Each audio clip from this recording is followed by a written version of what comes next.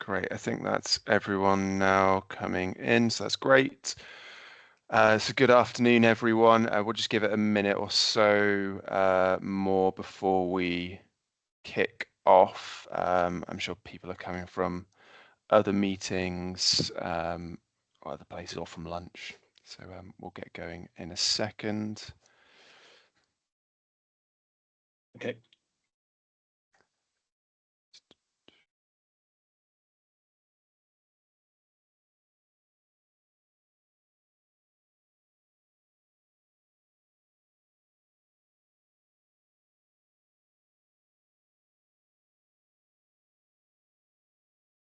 Okay. I think for now, I'm expecting a few more people still to trickle in, but I think in the interest of everyone's time, we'll kick off. So for those of you who don't know me, my name's Alex Oliver. I'm the partnerships lead for the REWIRE Innovation and Knowledge Center, and I've been here to sort of compare the webinar that we've got today, which is going to be presented by Professor Teng Long, who's one of our the REWIRE academics based at the University of Cambridge. And so before we kick off, just a couple of bits of housekeeping. So if there are any questions or comments that you have throughout the webinar, feel free to add them to the chat or the Q&A. I'll be monitoring those and we can come to those at the end of the presentation. So yeah, feel free to add them as and when, or if there are ones that come up at the end, feel free to add them as well. The session is being recorded and will be available on our YouTube channel, and I can share the link with those afterwards anyway, but just in case there are things you wanted to refer back to, it will be available there. And without further ado, I'm just going to introduce Professor Long quickly before I hand over to him to present. So Professor Teng Long is a professor of power electronics at the University of Cambridge, and also one of our core REWIRE academics at the university. He has established the Advanced Power Electronics Laboratory in the Department of Engineering, and he is currently leading a research team covering a portfolio that spans from power electronic devices to power converters to drive and power systems, primarily for transport electrification and renewable energy applications. Since 2017, Professor Long has been awarded with more than £5 million worth of research funding, with a significant portion directly from industrial sponsors, and hence has an intimate knowledge of how to work directly with companies, and has strong connections to industry leaders such as SAIC Motor, Dynex Semiconductor, STM Microelectronics, Siemens, and many, many others. Prior to joining Cambridge, Professor Long worked for General Electric, worked on various projects such as the first transformerless all-electric oil platform supply vessel, that's a mouthful, and the first large-scale all-electric Type 45 destroyer warship, and the first electromagnetic aircraft catapult demonstrator. So to date, Professor Long has over 70 academic papers and 5 international patents, and is also a chartered engineer registered with the UK Engineering Council. And so without further ado, I'll hand over to you, Professor Long, to go ahead with your presentation. Thank you. Thank you, Alex, and thank you for having me. It's my pleasure to share some research and also commercialization work we have been doing in the last couple of years for AI computing. So this is apparently a very trending topic, and also just a shared demand of power electronics, because just a shared demand of electrical energy, electrical power to power all these data centers for AI computing.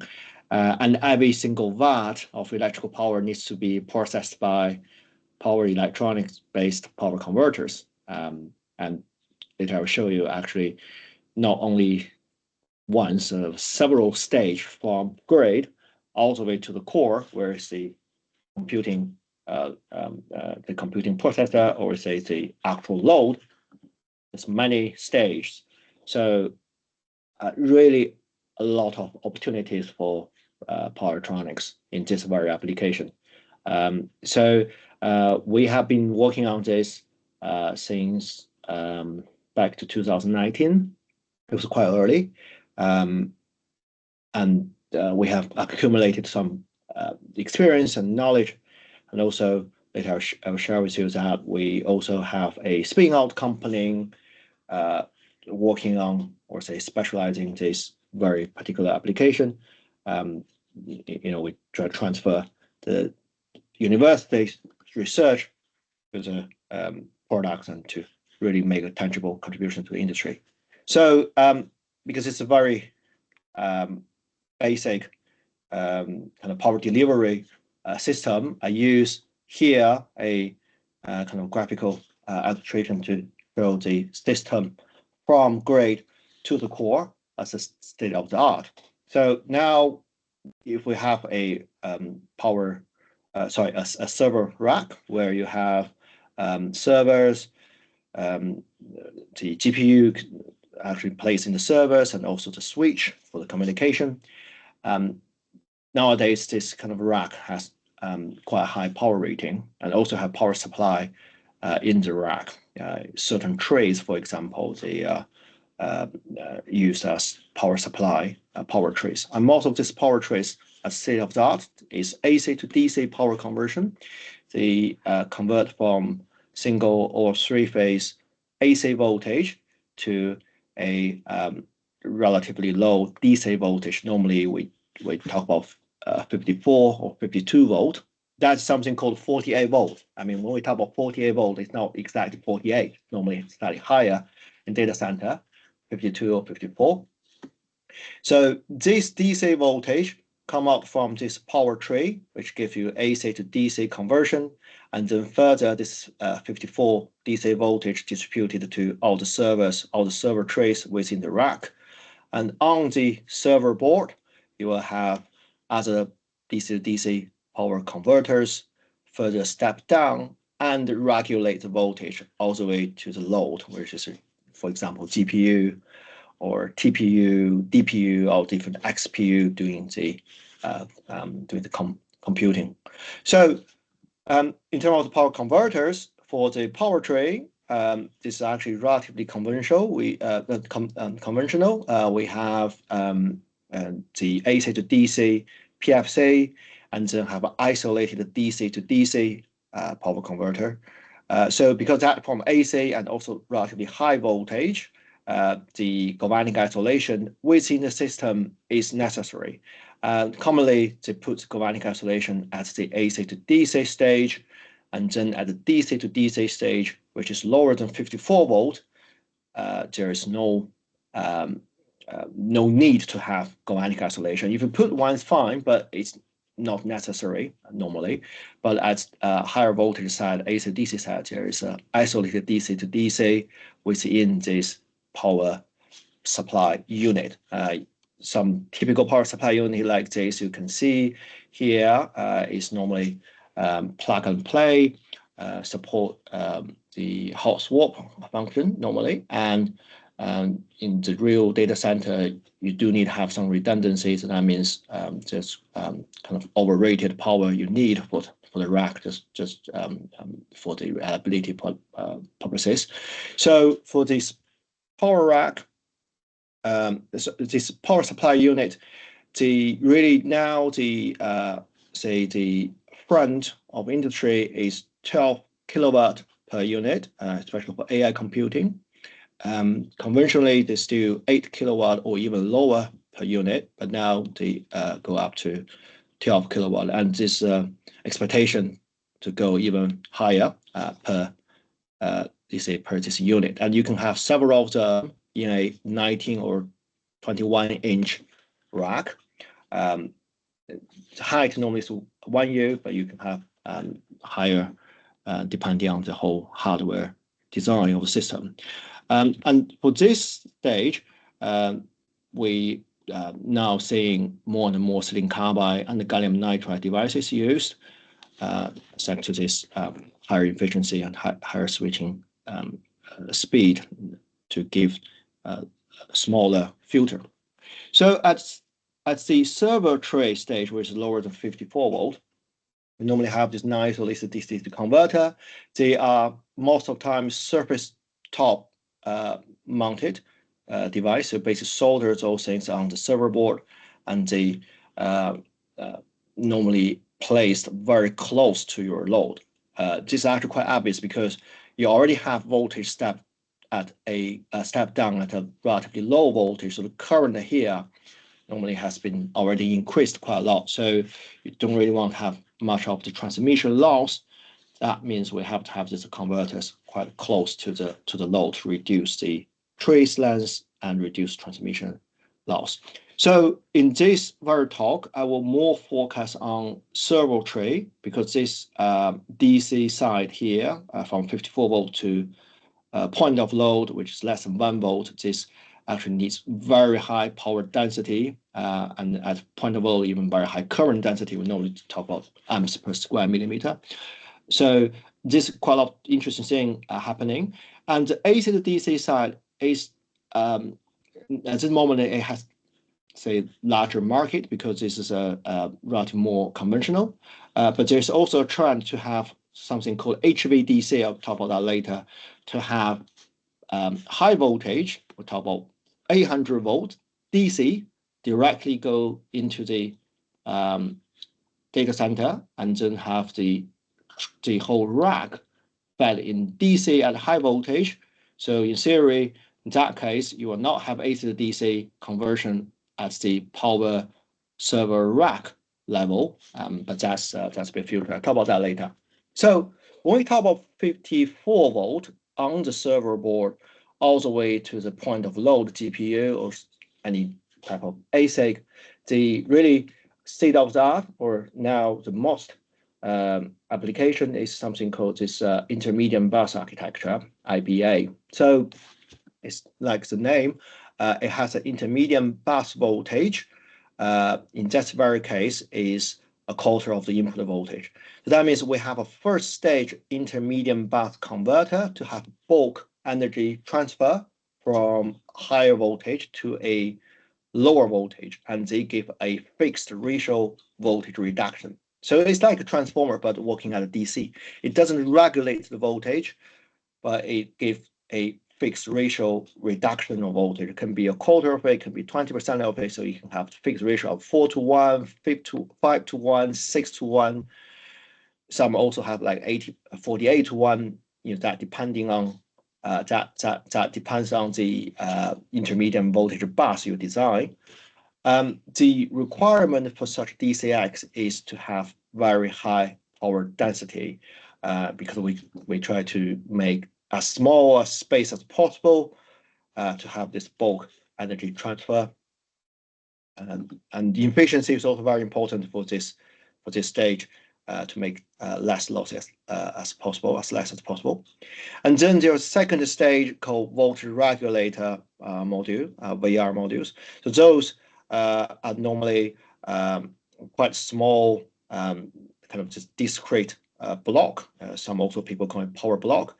So this has two functions. One is further step down the voltage from the intermediate bus voltage to the GPU's voltage. GPU's voltage normally is less than 1 volt, and your intermediate voltage bus, depending on how much you reduce from the first stage, but you talk about 12 volt or 6 volt, it's still higher than 1 volt. So this second stage reduce the voltage, and also very important for the function of the voltage regulator is to regulate the voltage to make it stable, especially when you have transient loads. So bear in mind all the GPUs, especially when you do inference, it has quite dynamic load change. So the load can suddenly come from 0 to 100% in very short time, and then drop to almost 0 in very short time.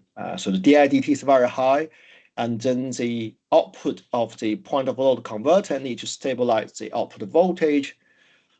So the transient performance dynamic performance is very important for this regulator, and that require good control and also the optimization converter output impedance and the entire PDN from the the power supply all the way to the GPU. That includes all the board design, the socket design, the interconnection design. Talk about that later. So it's actually quite system level organization.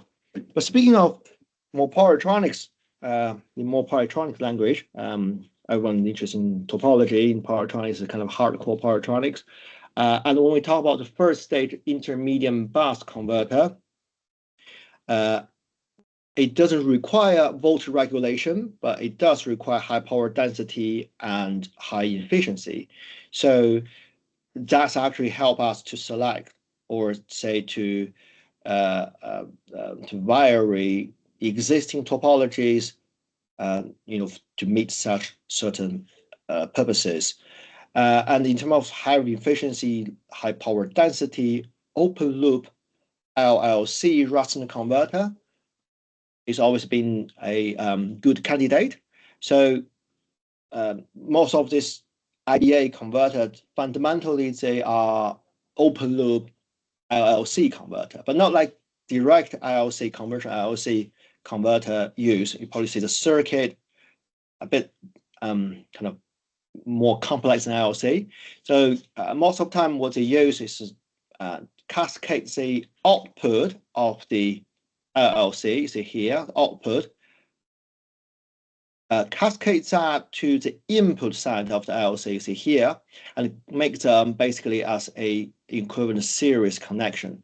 So your output voltage is part of your input voltage. It's also similar to the differential power kind of concept. So you the input voltage has some portion for the output voltage. So circuit-wise, you can consider these four devices are the LLC's inverting side, and these two are the rectifier side of the LLC, but you kind of cascade that output into that input to make the better utilization of device voltage. And this actually also give higher efficiency because equivalently have less voltage or current or both stress on the devices, so the switching and the conduction loss can be reduced. So this is the philosophy of the derivation of this topology, and apparently companies and papers, they talking about different variants where you can also introduce the switch capacitor within this circuit to make better sub-switching, and also depending on the winding design, how you make this winding, say, different coupling of the inductor and give you actual conversion ratio from the winding, either from winding turns or from the matrix transformers column of the magnetic core. That have different variants. I'm not going to the details of it, but I think the takeaway is the fundamental theory is from LLC converter, and then we have the cascade connection, connect output to the input. Apparently, you have output in series with the input. The galvanic isolation is lost, but we don't need galvanic isolation anyway for this application. We just want to have higher efficiency and higher power density. So that is the variants of different topology we can use. I use some from the public domain. Delta has one topology, and Infineon has the very well-known this HSC, the hybrid switch capacitor topology, which actually has similarities of switch capacitor when they do when they have this capacitor working with this intrinsic inductance of transformer, but it's actually also a principle like ILC. And when we have the mathematical model of different variants, they're all very similar to a conventional ILC model, which is actually like a transformer model at the resonant frequency. So the equivalent inductance and resistance of such converters can be mathematically modeled. So while we have this, particularly have this mathematical model for the for this converter, the main reason is because those are operating as open loop, so they don't really actively control their voltage and their current, because basically it's like transformer. So you do need to know the intrinsic equivalent impedance of such model, and that will determine current sharing. We have multiple of these converters connected in parallel. So control those equivalent impedance of these converters become very important. With similar, when you have multiple transformer connected in the power system, you need to know their equivalent impedance. So that's why we spend quite a lot of time on modeling them in as a equivalent R and L, and because they determine the current sharing. So that is the first stage intermediate buck converter, and the second stage on top of the voltage regulator is very similar to buck converter. So the reason you use buck converter, which is the very basic power electronics, is that it has very good linear control capability, where you can just change the duty ratio to control the voltage. As I mentioned, voltage regulation and dynamic performance of the voltage regulator buck is very important. So that's why we select this buck converter.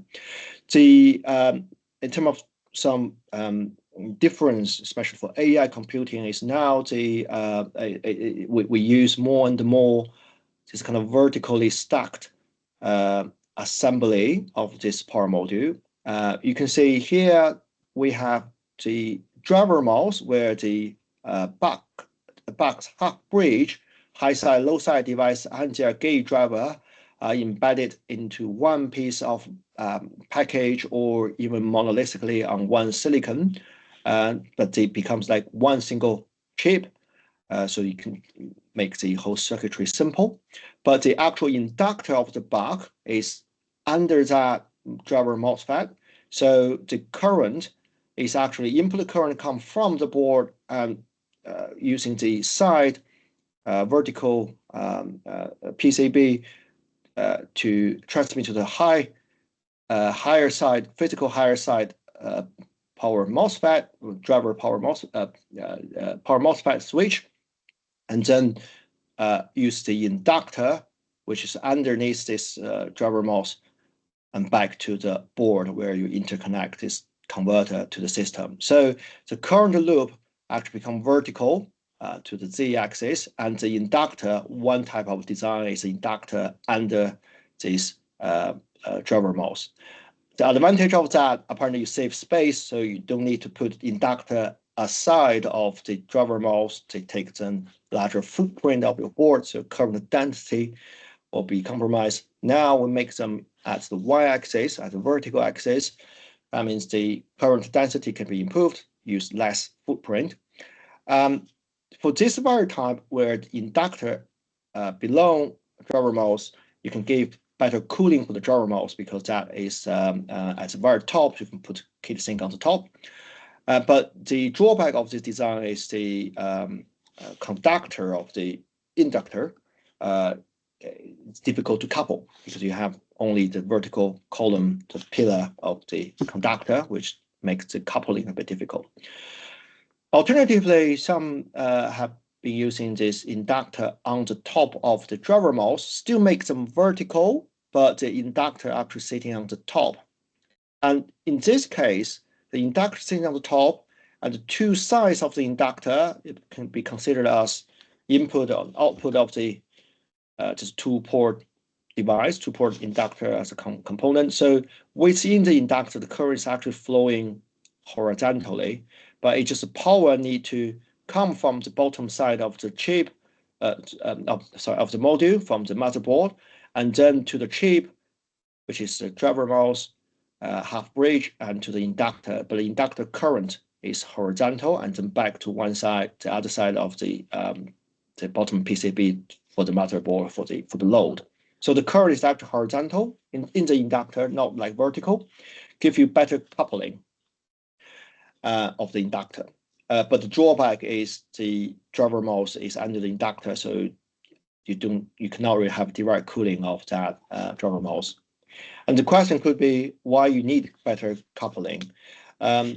when we use this buck converter, the ripple current at steady state, we hope as small as possible, because you talk about very high current already, and ripple current could increase the conduction loss very much. So you want the low ripple current to increase the efficiency, and the coupling can help you do that. Give you relatively higher equivalent inductance and small ripple current. But the problem is, it's not one way to just increase the inductance and then have lower ripple current. For dynamic performance, you need the exact opposite. You need as small as inductance as possible. So that's actually contradict each other. And we later talk about some way we try to solve that.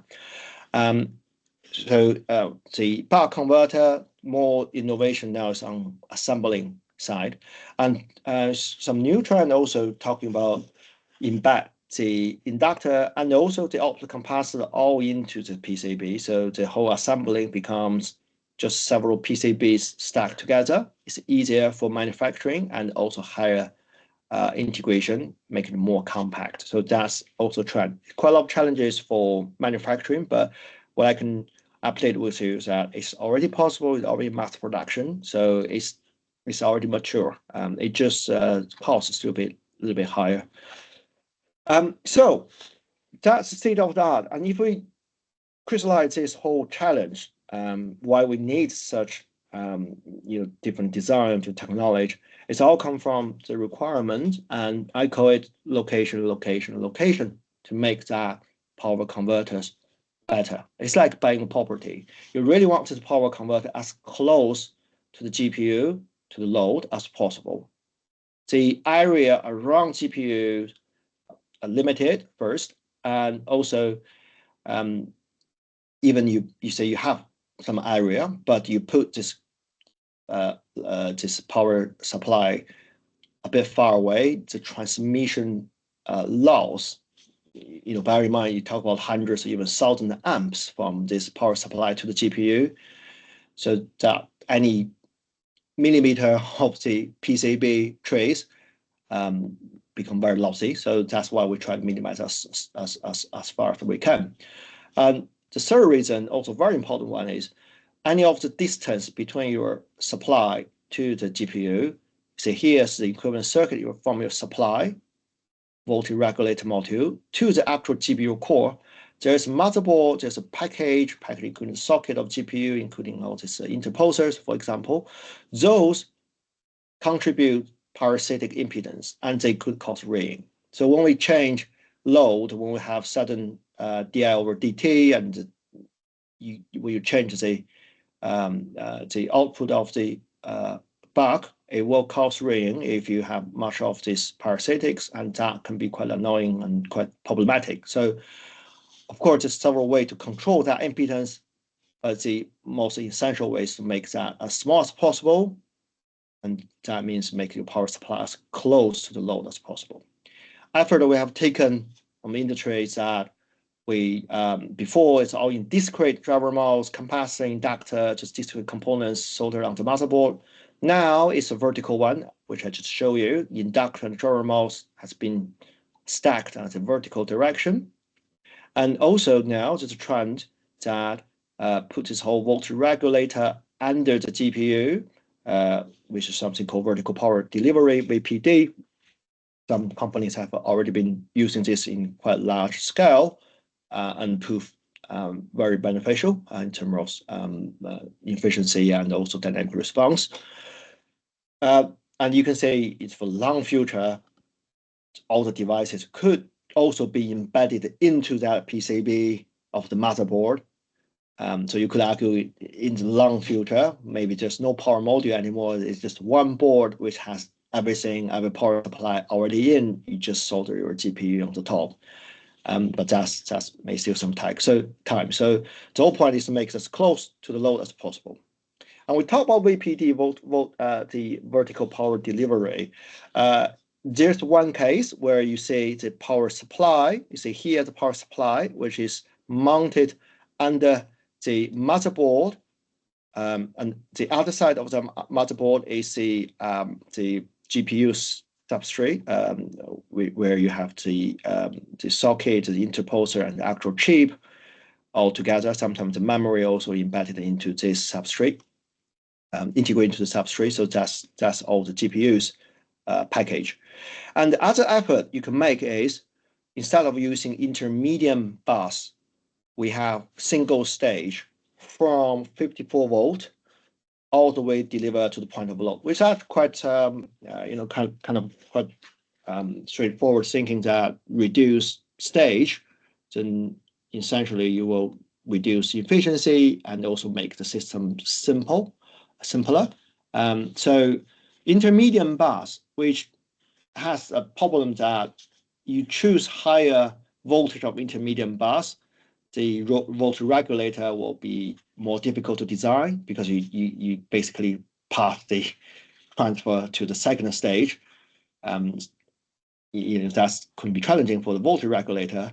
Or you lower the intermediate bus, but then the current at the intermediate bus becomes higher. So this is actually kind of intermediate bus converter and the voltage regulator, they are against each other. So why not we just holistically consider them together as one single converter, which does voltage reduction all the way from 54 volt to less than 1 volt, and same time also regulates that. Of course, that requires some new topology or upgraded topology. So speaking of that, we have chosen this something called current doubler topology. That for me is a good example of high transfer ratio, good regulation, which means you can control this converter and have quite compact size, i.e. higher current density at the same time. So the philosophy behind choosing this is, when we have higher voltage transfer ratio, we still want some kind of transformer type electromagnetic transfer in the system, which gives you a bulk, depending on how much you design this capital N, give you a quite good bulk fixed ratio transfer. So we still want to keep this. That's why we have this part in the system. And at the primary side, either half bridge or full bridge, depending on the actual current voltage stress, also depending on the device you select, this both can be possible. And then the secondary side, we use this kind of center tapped transformer structure, and we have two rectifier device, basically rectify the higher frequency AC from the transformer to DC.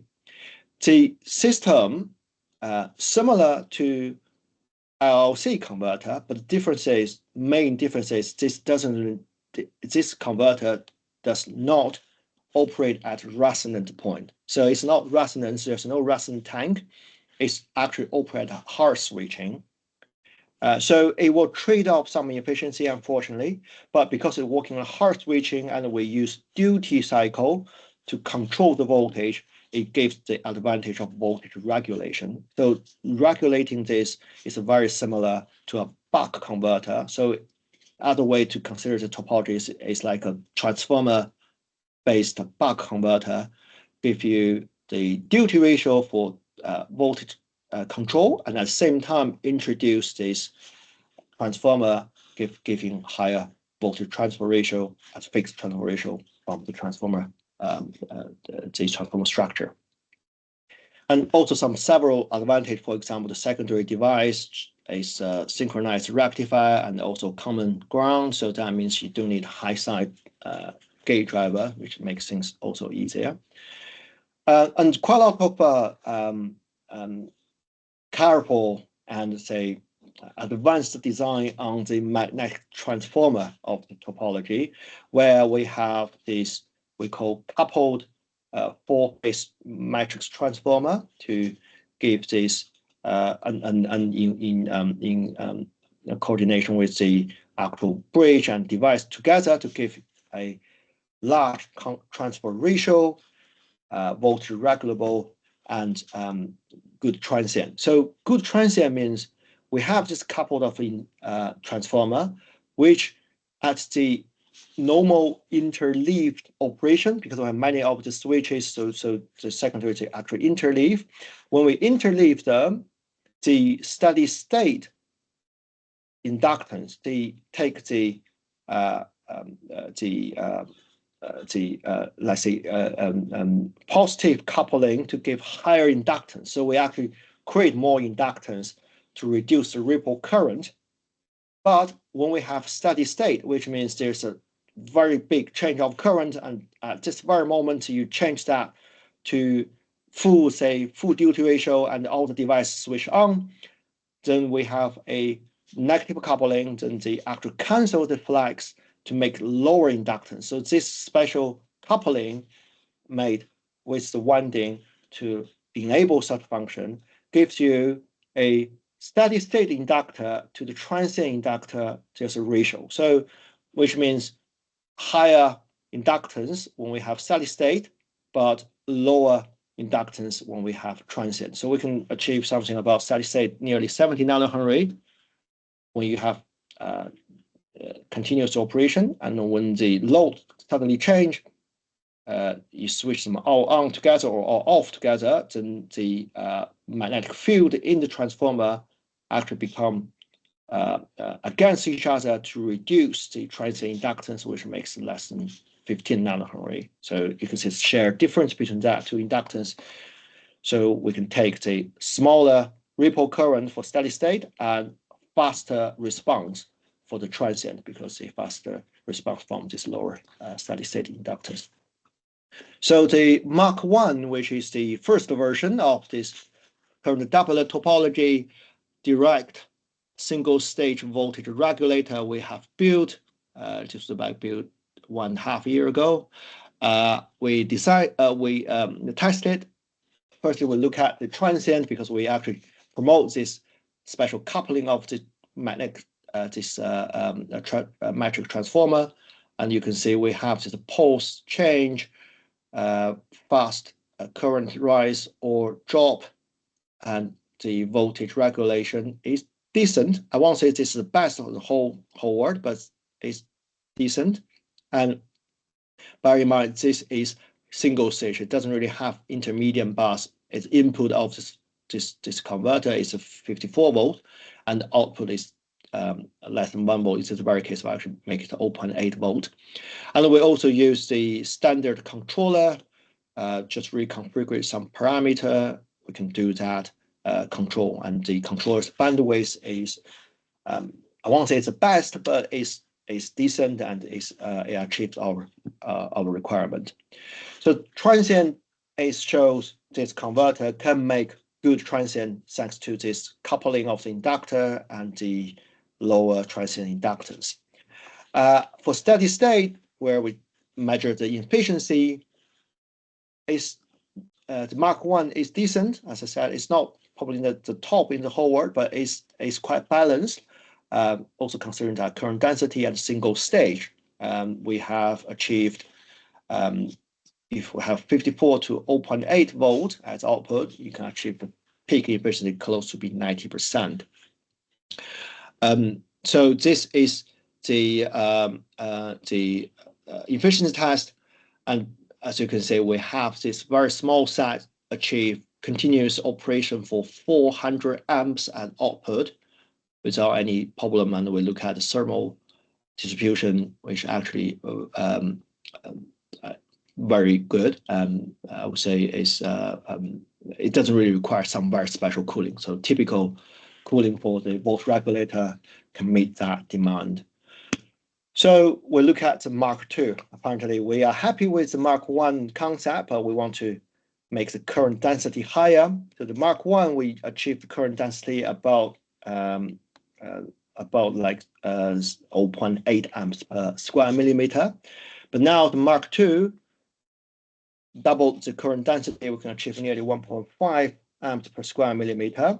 Still use similar concept, but if you look at the magnetic core, we'll have a powder core and the ferrite core, which is kind of hybrid magnetic material working on the same transformer, takes the different properties, which actually give us smaller footprint of the transformer winding, taking the different permeability of the magnetic material. We can have the hybrid horizontal and the vertical winding altogether.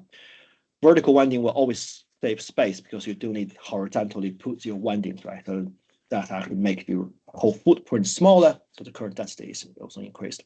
And we'll also talk about embedding this capacitor within the converter using embedded capacitor technique. As I said, this already mature.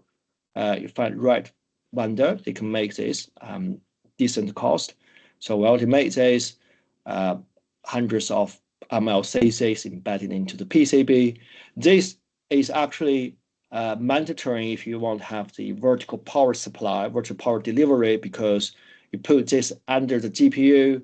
Normally, that's where the GPU's input capacitor, input MLCC placed, but you take their space, so have to make the capacitor within your power module, and it's wise to have them embedded into the PCB, and then this surface can be directly mounted under the GPU. And we even have the Mark III, which is also under development. We will show the result, test result very soon, probably early next year, which we expect to achieve more than 2 amps per square millimeter, still single stage, 54 volt, all the way to 1 volt, fully regulated high dynamic response. And in efficiency, we need to test, but we're confident that is higher than, of course, than our Mark I design, and also higher than the efficiency when you have an intermediate bus where 2 stages of converters combine. So this should be more efficient. So that's about some specific technology. And if you look at the long-term kind of development of power delivery of power supply for data center, so HVDC distribution has been really talked a lot recently. Hyperscalers like NVIDIA, like Google, all talk about their HVDC roadmap or their kind of their plan.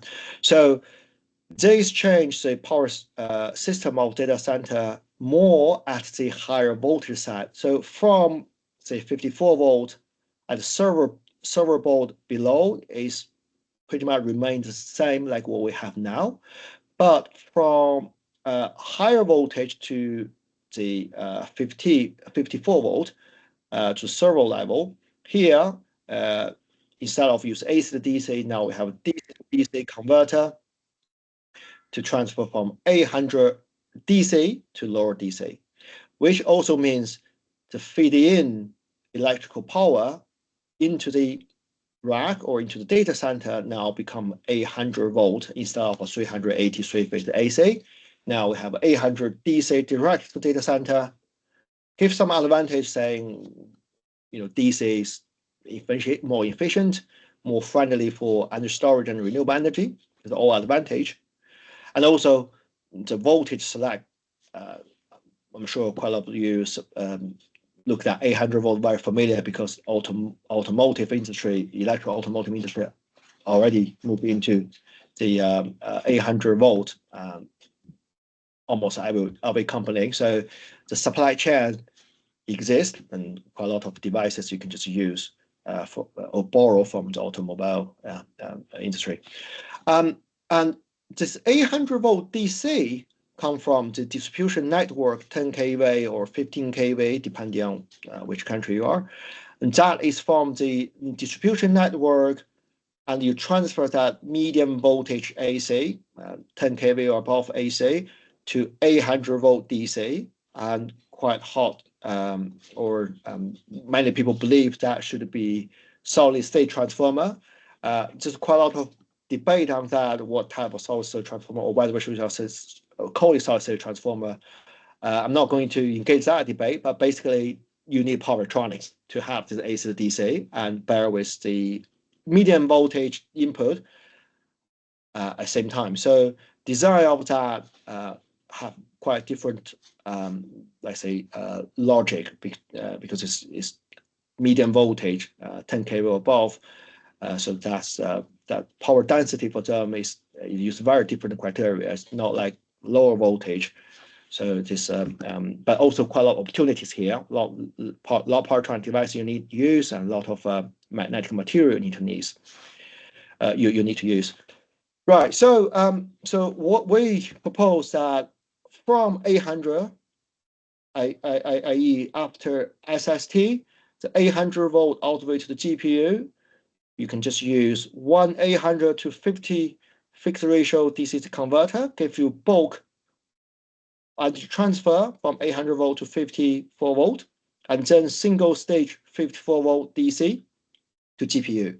So the rack has 800 volt in before there's SST or some other power electronics converter. 800 in the rack. In the rack, you have the fixed ratio 800 to 50, and every single server board 54 volt, one single stage to the GPU. So that's what we picture. And as I said, we've been working on that for several years, and in 2021, I spin out a company called Epic. As the name is say, Epic is a great word, but also that means efficient power for intelligent computing. So we predict at that time, a couple of years ago, AI will be huge, and there'll be very big demand for power electronics and high power density efficiency converters.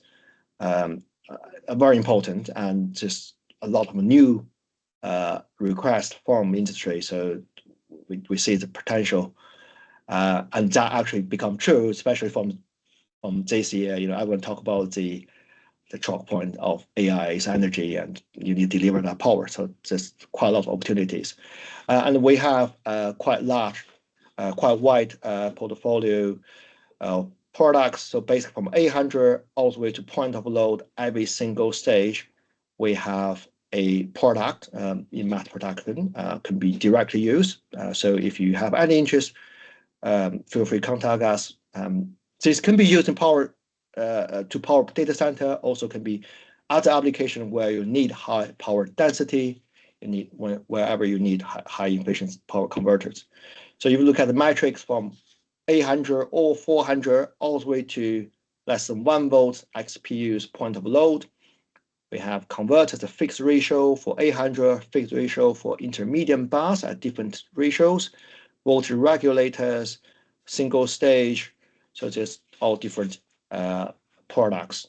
So we're quite well prepared for this quite high demand from data center. And finally, just the promotion of my research group in Cambridge University. We concern packaging, converter, and system, all in power electronics. I personally believe power electronics is not only about topology, not only about control. You have to look at the real application. Data center is a very good one, and also look at how we engage with packaging and also semiconductor to make a holistic optimization. So that's all I need to talk, and thank you very much for your patience. Thank you. Fantastic. Thanks, Teng. Really, really interesting.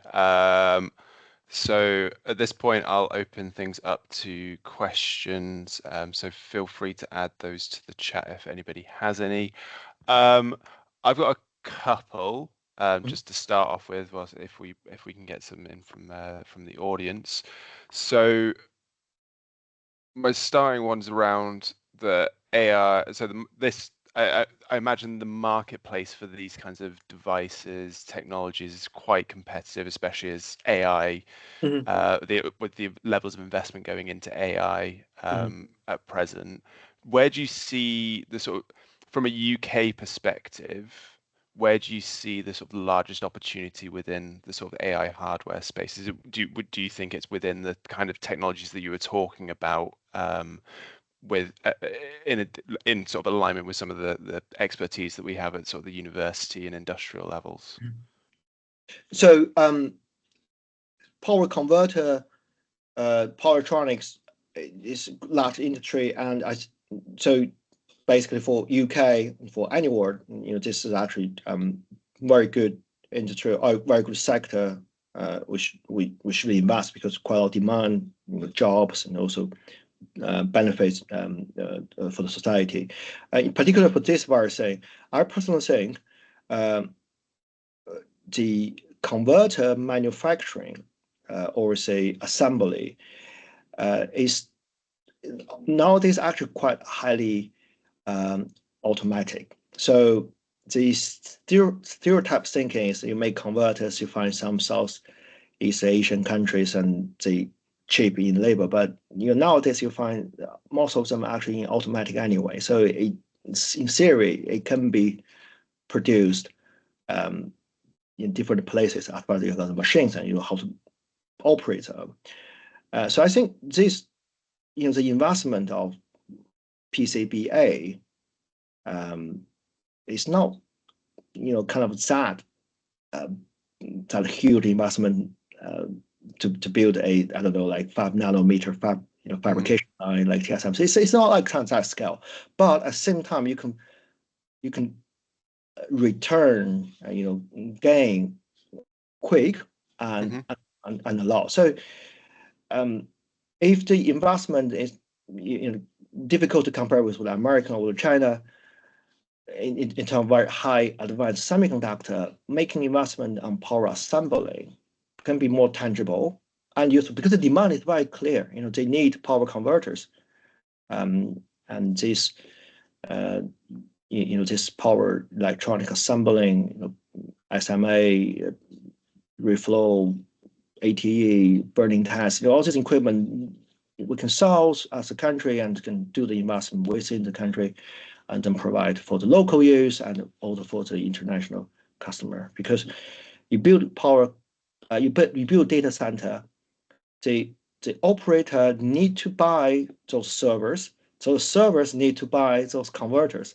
You buy from somewhere in Asia or you buy from local, that's basically fair choice. And you can buy from local, why not? So, but that means we need to provide, to make them. So I also, in many different scenarios, in many different occasions and different events, I kind of highlight this kind of investment we haven't seen much, because people always say this is not something very high tech or it's not like something that kind of sexy, put it away, but it's something essential and have high high competence PCBA in this country. It's not that kind of euro. I wouldn't say that's something we are very good at and we should be good at. Sure. Great. A couple of questions in from Jenny. So first one, I missed the beginning of the presentation. Why do you use 54 volt as the DC input for the VR? The typical input for POL is 48/12 volts. So I can answer that very well. So 48 volt is 4 times 12 volt, and also in automotive industry, people use 48. So it's a kind of common term. In servers, 48 is normally within the range. So your intermediate voltage can go to 48, but commonly they use 54 or 52, so slightly higher than 48. Why this range of voltage? People have this, I don't think that's actually written somewhere, but people have this convention, anything lower than 60 volt is safe. So they don't want to go anything higher than 60 volt.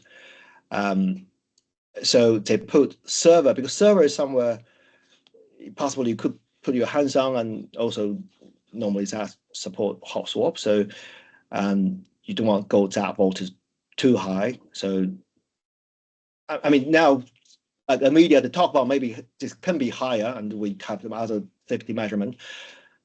But traditionally, we talk about this voltage, where at the server level, it's less than 60 volts. So people use 54, 52 quite commonly. Also 48, you can use 48, but commonly it's 52. And why is it 12? It's also from historical reason. Traditionally, the server is 12 volt. 12 volt is a very common voltage, actually originated from the they say that the battery to have 12 volt is about decades ago. It's kind of standard, and people use 12 volt normally as the electronic load. 12 volt as the electronic volt input voltage. And so server kind of inherited that and used 12 volt for many years. But now we upgrade that to 54 volt just because the medium bus, the bus bar between servers within the rack, if you still 12 volt, will be too lossy and too thick. So they increase that voltage. But this 12 volt is 12 or 6, or some people now talking about 3.3 because they want to have an integrated VR, IVR at the GPU. So talk about intermediate bus voltage even lower. This is, I can 100% tell you, there's no certain standard you have to go some voltage. It's completely up to the system design.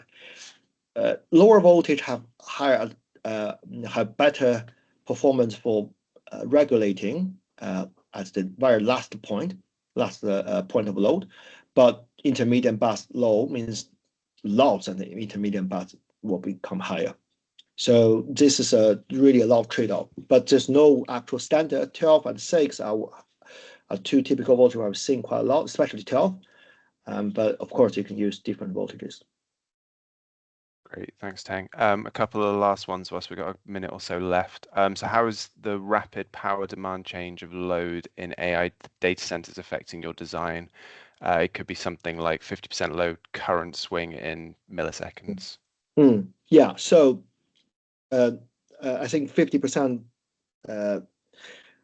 change is a bit modest. We talk about 100% change of the load. And basically, you know, if at GPU level, the dynamic we talk about nowadays, we talk about, and believe it or not, but it's 10 amps per nanosecond or higher. So it's really very high di over dt, and they need your voltage overshoot or droop normally less than 5%. So that's actually very challenging.